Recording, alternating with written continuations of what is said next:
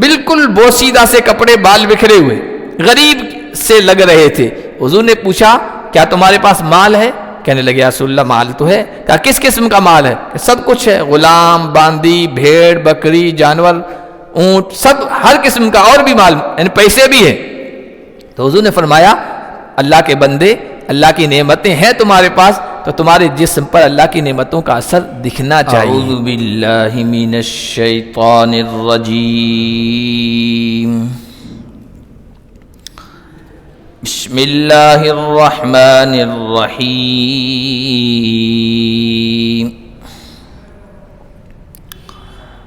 والضحى والليل إذا سجى ما ودعك ربك وما قلى وللآخرة خير لك من الأولى ولسوف يعطيك ربك فترضى ألم يجدك يتيما فآوى ووجدك ضالا فهدى ووجدك عائلا فأغنى فأما اليتيم فلا تقهر وأما السائل فلا تنهر وأما بنعمة ربك فحدث۔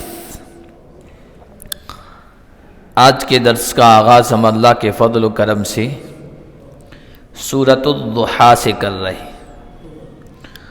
سورۃ الضحیٰ اور پھر اس کے بعد جو دوسری سورت ہے وہ سورہ علم نشرح، سورۃ الانشراح۔ دونوں مکی صورتیں ہیں اور دونوں ایک کے بعد دوسری سورت ترتیب کے ساتھ نازل ہوئی ہے، اور دونوں میں اللہ کے نبی صلی اللہ علیہ وسلم پر اللہ کی طرف سے جو احسانات ہوئے، جو نوازشیں ہوئی، ان کا ذکر ہے۔ پچھلے درس میں والشمس وضحاها واللیل اذا یغشی، ان صورتوں میں یہ بات ہم نے پڑھی تھی کہ اللہ تعالیٰ نے فرمایا کامیاب ہے وہ شخص جو اپنے نفس کو سنوار لے، سجا لے، اور ناکام ہے وہ شخص جو اپنے آپ کو ذلیل کر دے، مٹی میں ملا دے۔ اور پھر سورۃ اللیل میں ایسے دو انسانوں کی الگ الگ جو صلاحیتیں ہوتی ہیں، ایک کے نیکی کرنے کی، ایک کے گناہ کرنے کی، اس کے اثرات کیا ہوتے ہیں، اس کا نتیجہ کیا ہوتا ہے، اس کا ذکر تھا۔ اب ان صورتوں میں، ان دونوں صورتوں میں جو شخص اپنے آپ کو سنوار دیتا ہے، اپنے نفس کا تزکیہ کر لیتا ہے، اچھے اخلاق سے سجا دیتا ہے، تو اس کو اللہ کی طرف سے کیا انعامات ملتے ہیں اس کا ذکر ہے۔ ظاہر سی بات ہے جو شخص اپنے آپ کو سنوار لے، سنوارنے والے انسان بہت سارے ہیں دنیا میں، لیکن اس کا بہترین اور سب سے اعلیٰ ترین نمونہ سرور کونین محمد مصطفیٰ صلی اللہ علیہ وسلم کی ذات گرامی ہے۔ سب سے سجے ہوئے، سنورے ہوئے کامیاب انسان اللہ کے نبی صلی اللہ علیہ وسلم تھے، تو اللہ کے کیا انعامات ان پر ہوئے اس کا ذکر ہے۔ اللہ تعالیٰ نے دو چیزوں کی قسم کھائی، ایک چاشت کے وقت کی اور ایک رات کی، ان دو وقتوں کی اور ان دو چیزوں کی قسم کھائی۔ سورت کے اترنے کا کیا کارن، کیا سبب رہا، جس کو شان نزول کہتے ہیں تفسیر کی زبان میں، کہ یہ کیوں اتری ہے؟ تو سورہ والضحیٰ کے نازل ہونے کی ایک وجہ بخاری شریف میں آئی، اللہ کے نبی صلی اللہ علیہ وسلم تہجد میں اٹھا کرتے تھے اور رات کے آخری پہر میں اللہ کے سامنے کھڑے ہوا کرتے تھے، قرآن پڑھتے تھے، اور رات کے سناٹے میں قرآن کی تلاوت کی آواز بہت دور تک، چاہے آہستے سے بھی پڑھیں نا، گنگنائیں نا، تب بھی جاتی ہے۔ تو آپ صلی اللہ علیہ وسلم کو بیماری ہو گئی، آپ بیمار پڑ گئے اور کچھ دن تہجد نہ پڑھ سکے۔ آپ کے پڑوس میں آپ کے چچا تھے ابو لہب کی بیوی ام جمیل، جس کے بارے میں پوری سورت اتری ہے، تبت یدا، جس کو ہم پڑھیں گے آگے۔ تو آپ کے مخالفین میں سے تھے، دشمنوں میں سے تھے۔ تو جب چند دنوں آپ کو تہجد میں کھڑا ہوتے ہوئے نہیں پایا اور آواز نہیں سنی تلاوت کی، تو اس نے کہنا شروع کیا نعوذ باللہ کہ یہ محمد جو کچھ پڑھتا ہے نا، اس کے پاس اس شیطان یہ پیغام لے کے آتا ہے، یہ میسج لے کے آتا ہے، اور شاید وہ شیطان نے آنا بند کر دیا تو ان کا بھی قرآن کی تلاوت کرنا اور قرآن کا پڑھنا رات میں بند ہو گیا ہے۔ یہ ایک بات اس نے کہی۔ دوسری وجہ بھی ہو سکتی ہے، حالانکہ اس کے بارے میں سورۃ الکہف آئے کہ اللہ کے نبی صلی اللہ علیہ وسلم سے سوالات کیے گئے تھے۔ ایک سوال یہ کیا گیا تھا کہ ذوالقرنین کون ہے؟ ایک سوال یہ کیا گیا تھا یہ روح کیا چیز ہے؟ کہف والے کون تھے؟ غار والے کون تھے نوجوان؟ ان کا کیا قصہ ہے؟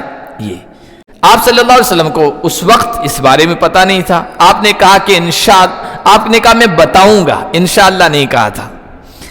وہی چند دن آنا بند ہو گئی، تو پھر دشمنوں نے یہ بات اڑائی کہ دیکھو محمد کے رب نے محمد کو چھوڑ دیا ہے اور محمد کو ترک کر دیا ہے۔ اس سے آپ صلی اللہ علیہ وسلم کا دل جو ہے وہ غمزدہ ہوا، آپ کو رنج ہوا۔ اس موقع پر یہ آیتیں اتری ہے، سورتیں اتری ہے۔ اللہ تعالیٰ نے قسم کھائی والضحیٰ، چاشت کی قسم۔ چاشت یہ 9-10 بجے کا جو وقت ہوتا ہے اس کو چاشت کہتے ہیں، اور مراد پورا دن ہے۔ دن کی قسم جو دنیا کو روشن کر دیتا ہے، سورج کی قسم، اور رات کی قسم جب چھا جائے، رات کی تاریکی جب چھا جائے۔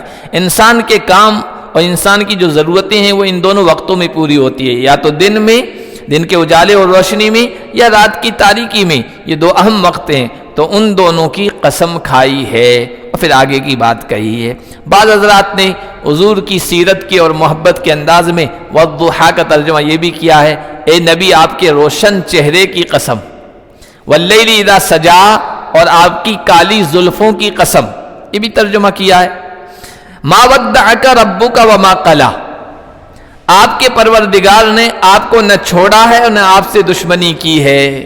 دشمن جو بات کہہ رہے ہیں اس میں کوئی صداقت اور اس کوئی سچائی نہیں ہے، اور یہ خوش ہو رہے ہیں اس بات پر یہ کہہ کر کہ محمد کو اس کے رب نے چھوڑ دیا ہے۔ نہیں، ایسا نہیں ہے، آپ پریشان نہ ہو۔ وَلَلْآخِرَةُ خَيْرٌ لَكَ مِنَ الْأُولَىٰ، آنے والا ہر لمحہ پہلے والے سے آپ کے لیے بہتر ہوگا۔ دشمن چاہے کچھ بھی کہیں، آپ پریشان نہ ہو، آنے والا دن، آنے والا لمحہ، آنے والا وقت، آنے والا زمانہ پچھلے والے سے بہتر ہی بہتر ہوگا، یہ آپ کو تسلی دی گئی۔ اور پھر دنیا نے یہ دیکھا کہ اللہ کے نبی صلی اللہ علیہ وسلم کا ہر آنے والا وقت آپ کے لیے نئی ترقی، نئے عہدے، نئی منصب، نئی کامیابی کی خوشخبری لانے والا تھا۔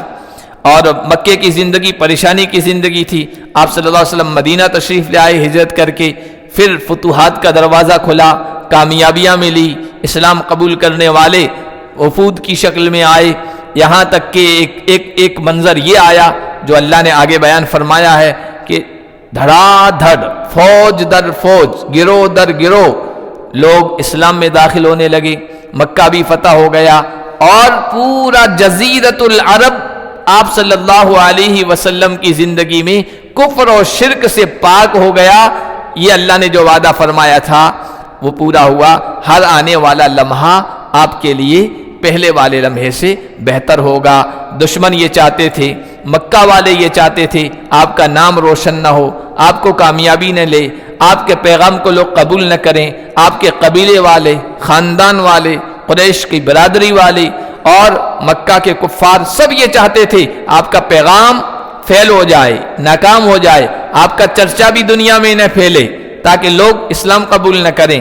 لیکن اللہ نے جو وعدہ فرمایا تھا وَلَلْآخِرَةُ خَيْرٌ لَكَ مِنَ الْأُولَىٰ، حالات نے ثابت کر دیا، آنے والے حالات حضور صلی اللہ علیہ وسلم کے لیے بہتر سے بہتر ہوتے چلے گئے، یہاں تک کہ آپ صلی اللہ علیہ وسلم کے صحابہ نے اور آپ پر ایمان لانے والوں نے، آپ کے غلاموں نے اس وقت کی دو سپر پاور طاقتوں، ایران یعنی کسرا کے ایران اور قیصر کے روم کو بھی شکست دے دی، اور وہ بھی آپ کے غلاموں کے قدموں کے تلے آئی۔ یہ وَلَلْآخِرَةُ خَيْرٌ لَكَ مِنَ الْأُولَىٰ، ایک مطلب یہ بھی ہے آخرت آپ کے لیے دنیا سے بہتر ہے۔ دنیا میں آپ کو پریشانی ہو رہی ہے، دشمنوں کی مخالفتوں کا سامنا ہے، دشمن تانے کس رہے ہیں، باتیں کہہ رہے ہیں آپ کے بارے میں کہ پروردگار نے چھوڑ دیا، اس کی پرواہ نہ کیجیے۔ دنیا عارضی، دنیا کی یہ ساری چیزیں عارضی ختم ہونے والی ہے، آخرت ہے، آخرت میں جب آپ آئیں گے اللہ آپ کو بہتر سے بہتر دے گا، اور وہاں کی جو خوشیاں ہوگی، وہاں کی جو مسرتیں ہوگی، ان میں کسی قسم کی پریشانی نہیں ہوگی۔ وَلَسَوْفَ يُعْطِيكَ رَبُّكَ فَتَرْضَىٰ، ان قریب آپ کا رب آپ کو دے گا اتنا کہ آپ خوش ہو جائیں گے۔ آگے آپ کو اللہ تبارک و تعالیٰ اتنا نوازے گا کہ آپ خوش ہو جائیں گے۔ اللہ تعالیٰ نے دنیا میں بھی کامیابیوں سے نوازا، اور آخرت میں بھی اللہ تعالیٰ اپنے نبی کو خوش کرے گا۔ روایت میں آیا، صحابہ کرام رضوان اللہ علیہ مجمعین نے پوچھا، یا رسول اللہ، اللہ کہہ رہے ہیں آپ کا رب آپ کو اتنا دے گا کہ آپ خوش ہو جائیں گے، تو کب خوش ہوں گے آپ؟ راضی کب ہوں گے؟ اللہ کتنا دے دے گا تب آپ راضی ہوں گے؟ حضور علیہ الصلوۃ والسلام نے فرمایا، میری امت کا ایک آدمی بھی جب تک جہنم میں رہے گا تب تک میں راضی نہیں ہوں گا، خوش نہیں ہوں گا۔ میری امت کا آخری انسان بھی جنت میں لایا جائے گا تب میں جا کے خوش ہوں گا۔ یہ اللہ تعالیٰ آپ کو خوش کرے گا، آپ کی امت کو، آپ کی امت کے گنہگاروں کو جنت میں داخل کر کے، اس وقت اللہ کے نبی خوش ہوں گے۔ الم یجدک یتیما فآوا، پھر اللہ تعالیٰ نے اپنے 3 احسانات جو آپ صلی اللہ علیہ وسلم پر فرمائے ان کا ذکر کیا ہے، اور پھر اس کے نتیجے میں 3 باتیں کرنے کو کہا ہے، 3 کام کرنے کو کہا ہے۔ پہلا احسان، کیا آپ کو یتیم نہیں پایا پھر آپ کو ٹھکانہ دیا؟ آپ صلی اللہ علیہ وسلم اس دنیا میں تشریف لائے ہی نہیں، اس سے پہلے والد کا انتقال ہو گیا، ماں کے پیٹ میں تھے والد کا انتقال ہو گیا، اور عین نوجوانی میں 24 یا 23 سال یہ عمر تھی آپ کے والد محترم کی، انتقال ہو گیا۔ اور پھر پیدا ہوئے، ماں نے پرورش کی، 6 سال کی عمر میں والدہ بھی کا انتقال ہو گیا۔ دادا کے دل میں محبت ڈالی، عبد المطلب نے آپ کو پالا بہت اچھے طریقے سے، 8 سال کی عمر میں دادا بھی اس دنیا سے چل بسے۔ اللہ تعالیٰ نے آپ کے چچا ابو طالب جو مسلمان نہیں ہوئے تھے آخر تک، لیکن ان کے دلوں میں شفقت ڈال دی، اور انہوں نے اپنے بیٹوں کی طرف پالا پوسا نبی پاک صلی اللہ علیہ وسلم کو۔ اس طرح آپ صلی اللہ علیہ وسلم کو اللہ تعالیٰ سہارے دیتے رہے، پناہ دیتے رہے۔ کیا آپ کو یتیم نہیں پایا؟ پھر اللہ تعالیٰ نے آپ کو پناہ دی۔ وَوَجَدَكَ ضَالًّا فَهَدَىٰ، اور آپ کو بے خبر پایا یا حیران پایا، اور پھر اللہ نے آپ کی رہنمائی کی، آپ کو صحیح راستہ بتایا۔ ضالن کا ترجمہ گمراہ کر دیتے ہیں، وہ صحیح نہیں ہے، نبی پاک صلی اللہ علیہ وسلم کی ذات گرامی اور شان کے خلاف ہے۔ آپ کو بے خبر پایا۔ اب بے خبر کس میں؟ کہ بھائی ملت اسلامیہ کے اسماعیلیہ کے بارے میں آپ کو پتہ نہیں تھا، جو ابراہیم اور اسماعیل کی ملت تھی اس کے بارے میں آپ کو پتہ نہیں تھا، وحی کے بارے میں آپ کو پتہ نہیں تھا، قرآن ابھی نازل نہیں ہوا تھا، قرآن کے علوم، قرآن کی چیزیں اور قرآن کی تعلیمات کیا ہے یہ آپ کو معلوم نہیں تھا۔ پھر وحی کے ذریعے سے اللہ تعالیٰ نے رہنمائی فرمائی اور اس سے باخبر کر دیا، واقف کر دیا۔ 25 پارے میں ہم پڑھ چکے ہیں، اللہ تعالیٰ نے صاف فرمایا، ما کنت تدری ما الکتاب ولا الایمان، اے نبی آپ نہیں جانتے تھے کہ کتاب کیا چیز ہے اور ایمان کیا چیز ہے، ولکن جعلناہ نورا نہدی بہ من نشاء من عبادنا، لیکن ہم نے پھر اس نور کو آپ کے لیے بنایا ہے جس کے ذریعے سے ہم جس کو چاہتے ہیں ہدایت پر لے آتے ہیں، رہنمائی کرتے ہیں۔ تو آپ کو بے خبر پایا اور پھر آپ کی رہنمائی کی۔ 2 چیزیں، وَوَجَدَكَ عَائِلًا فَأَغْنَىٰ، اور آپ کو مفلس اور تنگ دست پایا، پھر اللہ نے آپ کو مالدار کر دیا۔ یہ تیسری نیت، بے نیاز کر دیا، مالدار بنا دیا۔ آپ صلی اللہ علیہ وسلم مفلس تھے، تنگ دست تھے، اور کسی طرح سے اپنی زندگی بسر کرتے رہے۔ شادی ہوئی، شادی ہونے کے بعد آپ صلی اللہ علیہ وسلم نوجوانی میں، شادی سے پہلے حضرت خدیجہ رضی اللہ تعالیٰ عنہ کے مال میں تجارت بھی کی، جس کو اسلامی شکل میں مزاربت کہتے ہیں، اس سے اللہ تعالیٰ نے بڑا نفع پہنچایا، فائدہ پہنچایا۔ پھر شادی ہو گئی، حضرت خدیجہ جیسی زوجہ ملی اور مکے کی مالدار ترین عورت تھی، سارا مال لا کر قدموں میں نشاور کر دیا، یا رسول اللہ آپ جس طرح چاہیں خرچ کر دیں، اس مال کے ذریعے سے بے نیاز کر دیا۔ پھر یار غار ابو بکر صدیق رضی اللہ تعالیٰ عنہ کو آپ کے ساتھ لگا دیا، انہوں نے اپنی ساری دولت اللہ کے نبی کے اوپر خرچ کر دی، اور اس طرح اللہ تعالیٰ نے آپ کو بے نیاز کرنے کی شکلیں پیدا فرمائی۔ تو آپ تنگ دست تھے، محتاج و مفلس تھے، اللہ نے آپ کو بے نیاز کر دیا۔ ایک بے نیاز کرنے کا مطلب دل کا بے نیاز، دل کی مالداری، اور نبی پاک صلی اللہ علیہ وسلم کی ذاتی گرامی میں یہ بھی تھی۔